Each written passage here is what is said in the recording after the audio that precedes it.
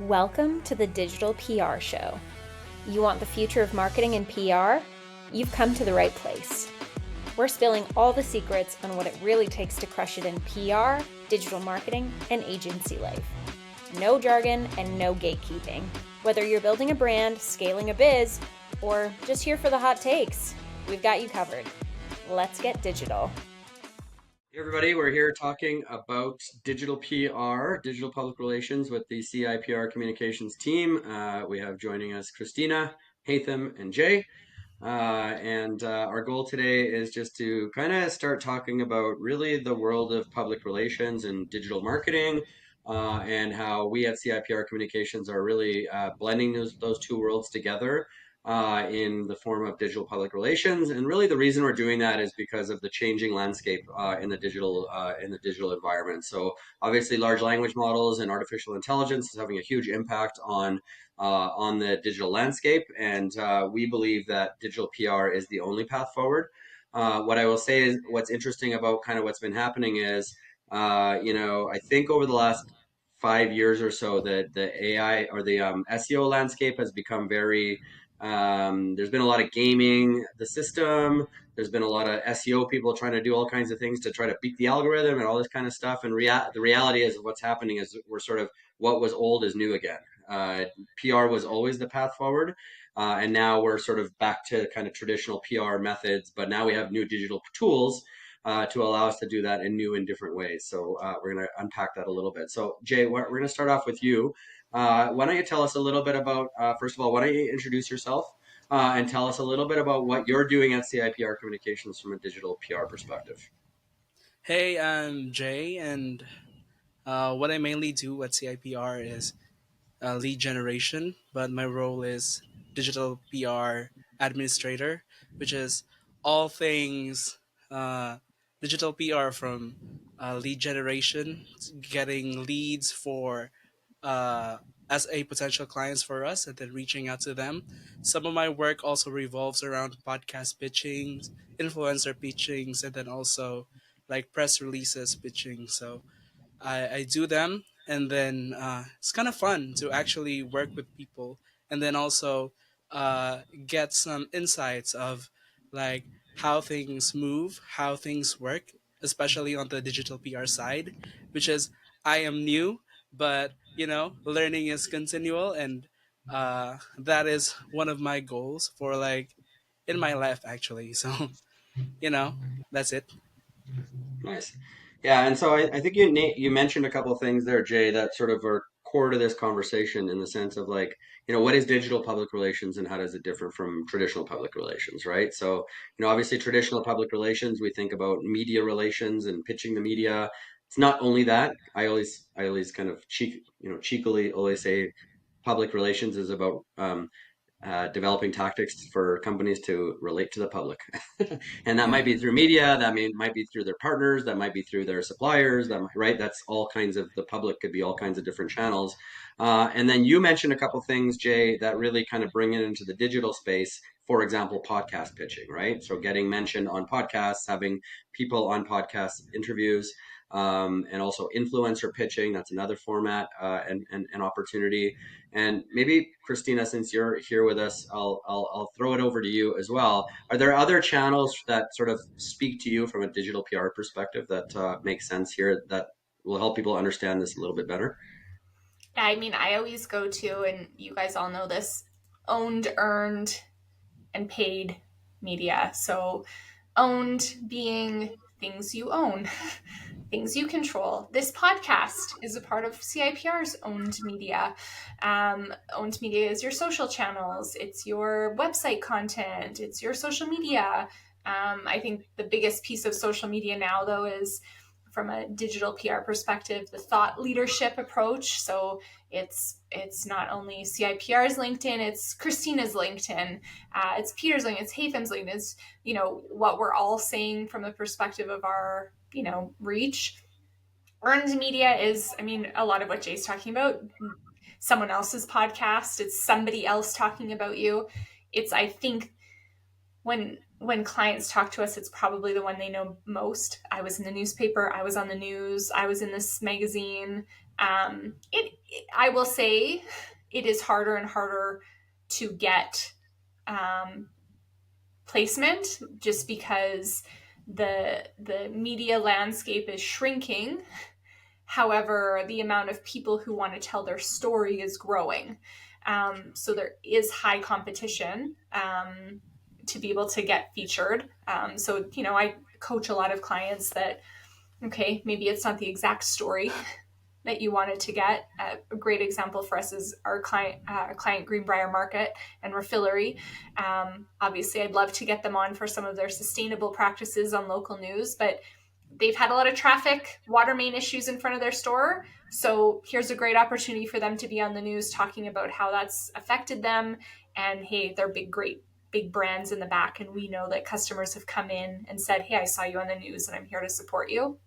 And then finally, paid, which is actually a really interesting landscape when you're an agency like us, because you can have these really cool partnerships.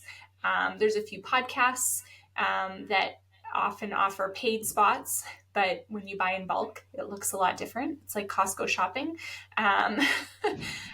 Or we have some pieces, through MSN or other major publications that are a great lever that we can pull when the earned media piece doesn't come to fruition. And that's I feel like an unlock if you're working with an agency. If you're on your own, those tend to be really expensive, in my opinion, not worth the ROI.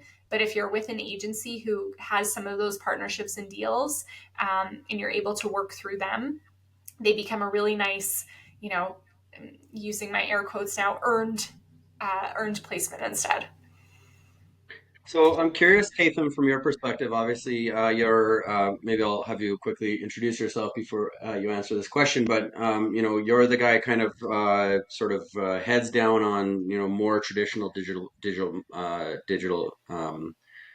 marketing, SEO, link building. One of the kind of things that really resonated for me, one of the concepts recently was, the game is changing on the link building side of things, and the idea is, don't go out and build your links using like link farms and things like that. Build your brand, and your brand will build the link, right? And that's sort of the concept of the digital PR piece. So maybe can you tell me a little bit about that from the context of a technical SEO person? What does that mean to you? Yeah, totally. First, hi everybody. My name is Haytham. One of the newest team members at CIPR Communications. Very happy to join the team, especially that everybody here is joining the trend and doing a lot of AI innovation, and I love it.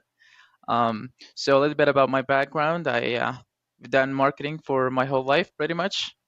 Not very old, but a lot of experience for sure. Um, and I came into Canada for my superior studies, and that's how I ended up in Alberta, and now I'm with this great team. Um, so yeah, I've been doing SEO just like Peter here said, and marketing, digital marketing, building websites, and all of that.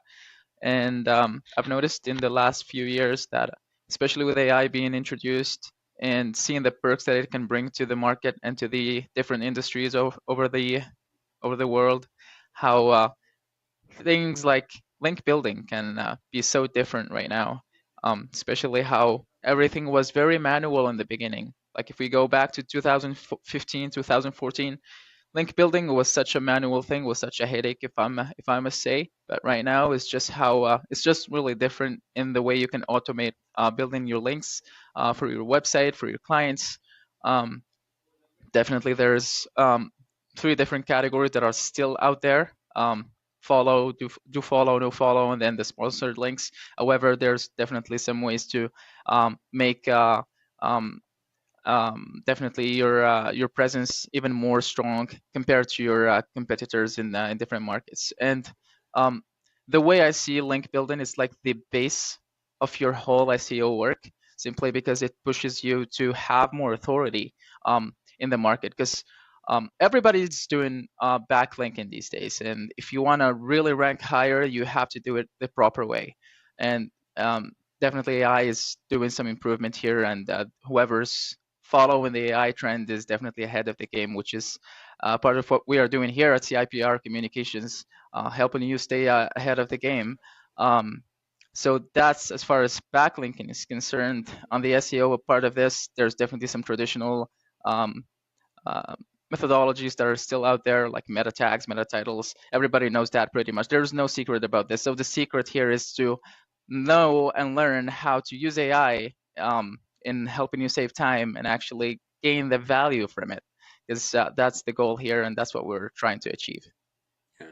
And I'll just say too, like in terms of the digital PR component from a link building perspective, really the magic happens, or the reason it's got value is because at the end of the day, we want to build links in a very natural way, right? So there's no more natural way to build a link than to be featured in a newspaper or to be, mentioned on a blog, and they're, linking to your website or linking to your person or whatever. That's just a very natural way to do link building. And so obviously there are still traditional link building methods that are still really important. And, that I don't want to take away from that. But I think in addition to that, we need to think about this PR link building approach. And, you mentioned follow do and no follow links. A lot of these digital PR efforts end up becoming no follow links. But I've done some digging and research myself, and I'm not quite I don't quite believe everybody when they say that they don't add as much value, like they don't add that much value. I think they do, but it has to be sort of, again, natural link building in a way that sort of flows naturally and makes sense, right? So, anyways, we're getting a little technical on that, but uh, I'm wondering, Jay, in terms of your work and using AI tools to help enable your work, can you tell us a little bit about how these tools have like really kind of changed the way you're able to kind of pitch, find people, what tools you use, those types of things. Oh yeah. Since the AI implementation, especially in CIPR, when I get my training, before my work only revolved around going to Google, like manual searching, like organic searching from everywhere. So I've learned to do everything manually. So I go whenever I do, for example, influencer marketing and influencer scraping or sourcing. I go to their accounts, all their social media. I have to scrape everything until I get emails from them. So basically, I use every tool that I have, even my phone, because there is an option on Instagram, right, that you cannot see emails when you're using the web app. But then when you use the Android or the iOS apps, you can see their email. So I have to go back and forth using web and then also phone just to like get some potential leads for me.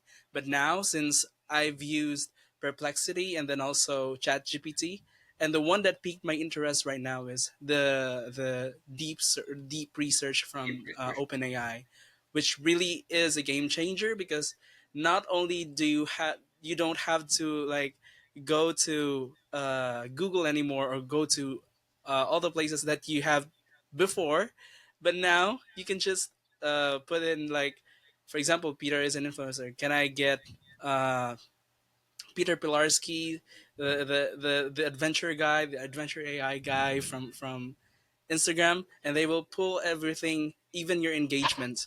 So uh, that's really an interesting part about this because when email scraping is just one thing, but then going up to like the engagements, all their followers, getting all the data that you can get from an influencer is really hard and very tedious. And that's research on its own. But then when you have these tools available on your like disposal, then you can make your search even better. You can actually go to more people. You can actually reach out many people. So that's the thing that I love about this AI adoption and AI implementation in the company. And that's what I would like to share to like the people on the lead gen side because lead gen is a very tedious and very manual task. And most of the time you get bounces. Most of the time you get reported as spam, and that's really a bummer. But uh, when you experience those, and then you need to add in another more time just to scrape another lead, for example, a particular company.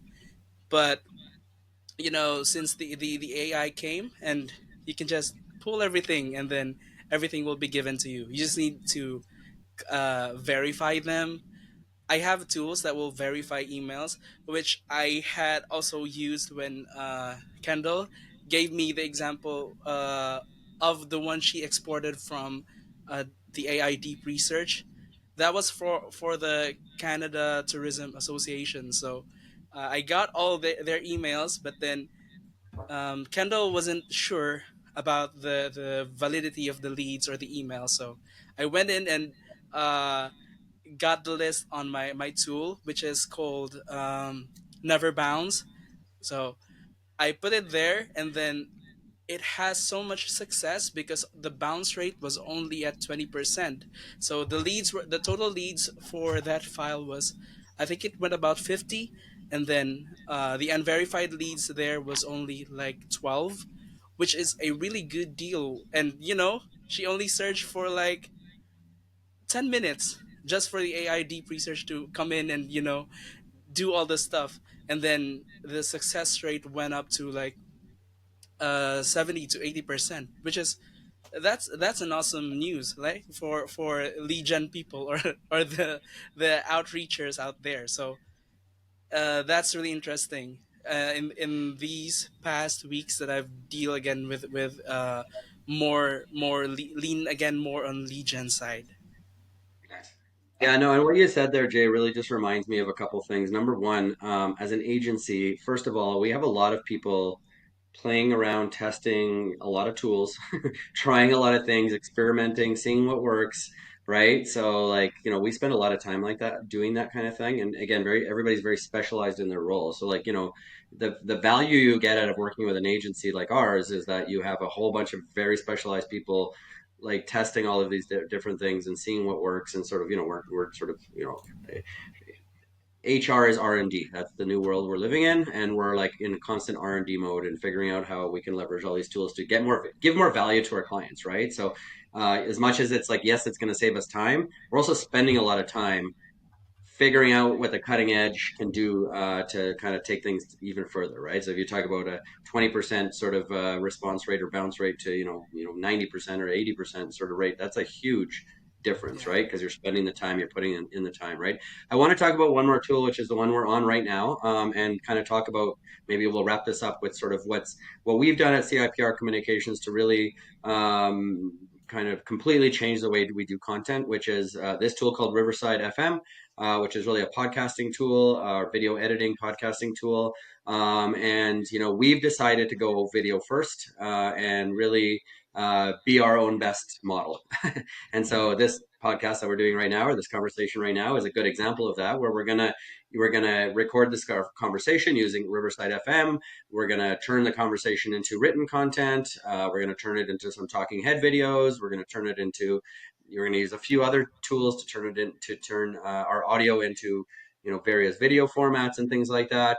And maybe we'll create some infographics as well. So I just wanted to talk about that. Maybe Christina, I'll let you kind of jump in on this point with respect to the importance of multimodal approach and the amazingness of all these tools that allow us to kind of do multimodal at scale in ways that were just not possible before.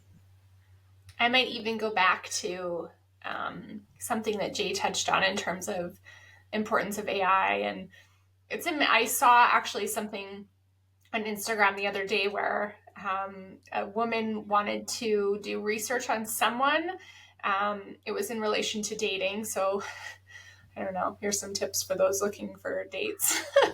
And she had a prompt that she wrote, "Tell me everything that you know about this person." And it was quite an in-depth prompt, because we know the longer the prompt, the better the output. And it pulled up, she used herself as the example. Man, it pulled up stuff from the depths of the internet that she had done when she was a teenager, like the things it had found that we think are gone. Because I think about, I don't know, I think about my MySpace profile from a million years ago. I wouldn't know where to find that, but I'm sure OpenAI could find it somewhere. But the point of that being, and Jay, your kind of thoughts around the abilities of being able to scrub leads and find people, it's the same on the digital PR side, right? So if I Google search who's Christina Pilarski, stuff comes up. hopefully it's tied to my company. Hopefully it's tied to my business. Hopefully it's tied to the great services I can provide and the value add. Same on AI. Who's Christina Pilarski and what comes up and what am I known for and what am I positioning myself as? And I think that's so important in this world of digital PR is people are going to be searching people because it's what we do. We all love a good stalking moment. When we think about values-based business, we want to do business with those that have the same values that we do. We want to work with people that we know we have commonalities with. And so being able to use owned media channels, so now I'll wrap your question into here, Peter, being able to use owned media channels to create content that speaks to what you need to speak to as a business owner or as a marketing team or whatever allows you to now feed that beast. And so we've implemented Riverside as a podcasting tool for sure, but also with all of our digital PR clients, whether it be monthly or quarterly, depending on kind of where they're at, being able to have these conversations with them. Now, all of a sudden, we have really cool video content that we can add to their social media accounts. Now we have cool video content that we can add to a web page, which now will make it multimodal, which maybe Hatham can jump in on and why having a multimodal page is important for Google. And the very least, now we're able to actually engage in a conversation with a client instead of being heads down taking a million notes. I had a fantastic conversation with a client this morning over Riverside. For sure, some of it is going to now be used to populate thought leadership on his LinkedIn account. But it also allowed me to be really present in the conversation, knowing I was going to get a whole transcript after. I didn't have to go, can you say that one thing again and go back to it? I have confidence in knowing I can create really good content from there. But Ethan, I'm going to pass the ball over to you to talk about like multimodal, like why that's an important part of the play right now. Absolutely. Thanks, Christina, for passing the ball. Um, Having a page that is multimodal is one of the most important things you need to have on your website besides the CTAs, the address, and the contact page. The reason why I'm saying this is because Google has changed in the last few years. Previously, having a simple page with your the services that you provide and everything that your business is about was important enough for your page to be indexed. However, right now, with the huge number of increase in the pages that Google is having every single day, not on every single week, every single day, um, Google is definitely adapting and making things more relevant for its users. Because let's not forget, Google is a company that is there to index and give information that is relevant and accurate to its users. So you need to make your pages really accurate and relevant to the people who are trying to find your service or something that is related to your business. Now, when we go back to the page making and the page layout, it needs to be really different in all the sections that you have on that page. So what I mean by that is having videos, having images, texts, use keywords in the content as much as you can, having a full page that is very long and that has as much components and content as possible is definitely relevant to the bots of Google to index your page. Definitely some technical aspects that I will not cover right now because we can go on and on and on without stopping here. But yeah, SEO also plays a big part in this. I think the keywords that are relevant to, and if I might go back to the bots and how they index your page here. So keywords have different intents, informational, commercial, and transactional. So Google sees your page as an intent for a keyword. So when you create your page, you want to probably ask yourself, well, most likely ask yourself, what is my intent of this one? Am I giving information? Am I trying to sell something? Or am I just promoting something? So when you ask yourself that and then you find your answer, that's how you need to build your page. You need to include as many keywords that are for your intent and include different sections just to make it as relevant as possible. Nice. Awesome. Well, we're going to wrap it up there. I'm going to maybe just make a couple comments just to sort of tie a bow around all of this. But so digital public relations, CIPR Communications strongly believes this is the only path forward from a content marketing, digital marketing, and public relations perspective. It sort of brings it all together into one cohesive strategy. So we're all in on the digital PR. A couple of things it allows you to do is, first of all, create, create essentially content that satisfies Google's EAT framework, EEAT. So expertise, authority, authenticity, and trust, right? So, by doing basically podcast interviews with leaders, you're literally satisfying all of those different things, right? All in one shot in a very natural way that allows you to build links in a very natural way, especially if you can get placements on other podcasts or in media channels and all those types of things. So, it sort of brings it all together. And what I'll just say as a final comment is, when you're thinking about your content marketing strategy going forward, you need or your whole SEO strategy going forward, you need content that AI can't easily reproduce or create, which this process allows us to do that. And then you need to build links to that content in a natural way, which again, this process allows you to do that. So I think it satisfies everything needed out there to succeed, and we're all in on it. And so hopefully you decide to join us. So thanks for your time, guys. I think it was a great conversation. Thank you. Well, there you have it. That's a wrap on this episode of the Digital PR Show, where the future is digital and so are we. Make sure you subscribe or catch us on socials at CIPR Comms or on the web at CIPRcommunications.com. Talk soon!